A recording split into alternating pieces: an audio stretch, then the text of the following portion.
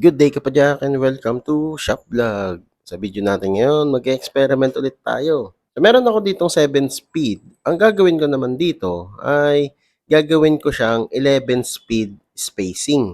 So meron ako ditong Shimano HG41. So ang napansin ko sa kanya, naka-rivet lang siya. So ang ginawa ko dito, grinder ko yung rivet. Yan, para makakalas siya. Para na rin siyang Diore, di ba? Nakakalas bawat kog. So sa experiment natin, medyo inspired sa Shimano Q's. Katulad ng Q's U4000 9-speed.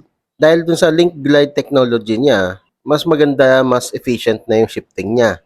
Kasi ang ginawa ni Shimano, nilagyan lang nila ng 11 speed spacing. Kaya dun sa U4000, ginagamitan lang siya ng specific na Q's chain which is 11 speed lang din. Or kung meron kang 11 speed chain, pwede na rin yun.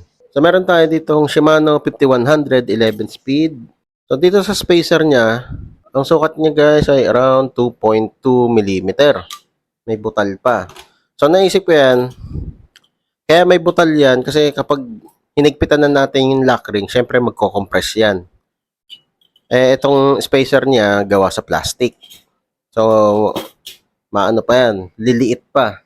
Sakto, may nakita ako sa Shopee. Siyempre, lalagay ko din sa description below yung Shopee link kung saan ko to nabili. Itong Kog Spacer. Ang sukat naman niya guys ay 2.18 mm. Which is close enough dun sa sukat nitong sa Shimano. Okay, so tara, simulan natin. Okay, so ito pa rin yung hubs natin, si Speed 1 Sniper. Ang gagawin ko naman ay lalagyan ko siya ng malaking spacer. Ito, spacer to ng ZTTO single speed eh. Medyo malaki, makapal. Yan, so medyo maingay lang guys dahil fiesta dito sa atin. Woo! Ito yung Uno, 28 feet. So ito palang spacer guys, gawa to sa alloy kaya hindi to mako-compress. Kung ano yung sukat niya, yun na yun. Kahit ihigpitan natin yung lock ring. Ito naman yung second gear. Lagyan natin to. Third gear. Fourth gear. Ito naman yung fifth gear. Ito yung sixth gear. Yan. And finally, itong seventh gear. O yung final gear. Diba? Mukha na siyang 11 speed. Makitid na. Kaso ang problema guys, itong final gear. Masyado siyang makapal. Pero nakakita ko dito sa parts bin ko ng final gear o 11 teeth na pang 10 speed. Medyo malaki pa rin to kaysa sa 11 speed pero close enough. Okay. So double check natin kung kumakalog yung bawat cog. Hindi naman. Okay, so natono ko na siya guys. Okay na siya. Tara, testingin natin.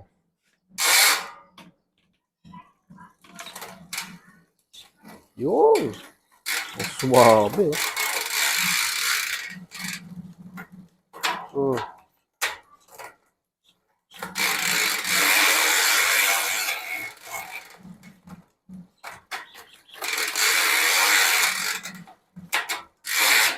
Yun. Ayos. O yan. So pwede na natin siyang tawaging 7-Eleven. So, ano magiging benefit nito dito kay Kinesis o dito sa 7-speed na cogs? Madadagdagan yung shifting performance niya, mas mabilis na, mas swabe, mas smooth. Tapos yung operation pa ni wheel tap, medyo konti na lang. Imbis na medyo ma-effort pa siyang malayo yung spacing. Ito, konti na lang, ganun-ganun na lang siya. So, tatagal yung battery life ni EDS. Okay, so another experiment, successful. So, yun lang guys. Baka hindi nyo to magaya kung sakaling napagtripan nyo ring gayahin dahil yung shifter nga nung 7-speed, naka-fix na yung cable pull nun. Yung cable pull ratio niya. So, para lang sa 7-speed spacing yun, hindi siya para sa 11-speed. Kaya dito sa electronic, napoprogram, nakukuha yun. Anyway, so, kung nagustuhan mo tong video na to, leave a like, o kung may katanungan ka pa, kung may gusto kang idagdag, comment down below lang. Okay. So, yun lang. Ayos! Whee!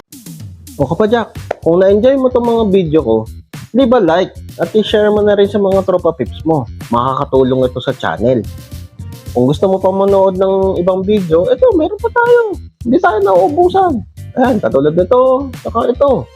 Oh, load ka na. Madami pa tayong mga video na i-upload. Kaya, mag-subscribe at i-click yung bell icon para notified ka sa mga future videos ko. Maraming salamat. See you next time.